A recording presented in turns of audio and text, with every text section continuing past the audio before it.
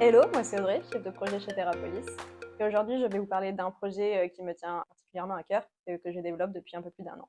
Ce projet, il est développé avec une exploitation des Landes. Et donc, comme la majorité des exploitations sur ce type de sol, ça va être une exploitation grande culture, donc qui fait à la fois des céréales et des légumes de plein champ. C'est une exploitation qui représente environ 200 hectares et le projet, actuellement, on étudie environ un quart de cette exploitation.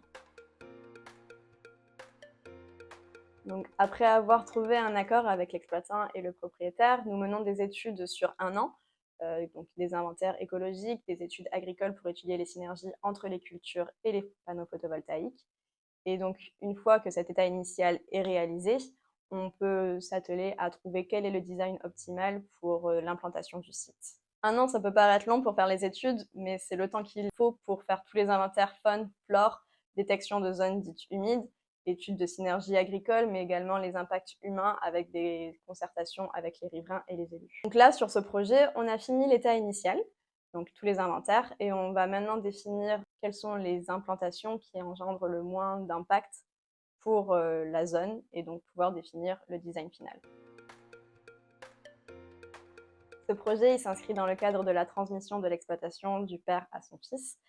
Le père, il veut léguer un outil qui soit résilient face aux aléas climatiques, aux variations du marché économique, mais aussi qui permettrait de faire face aux pénuries d'eau qui pourraient affecter la zone à long terme.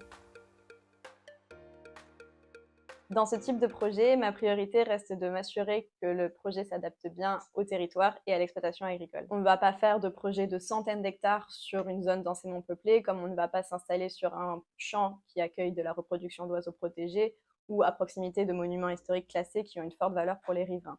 En plus de toutes ces considérations, il faut aussi s'assurer que le projet s'inscrit bien dans l'identité agricole du territoire. On ne demandera jamais à un céréalier de devenir éleveur, et on ne demandera jamais à un céréalier des Landes de cultiver des betteraves sucrières.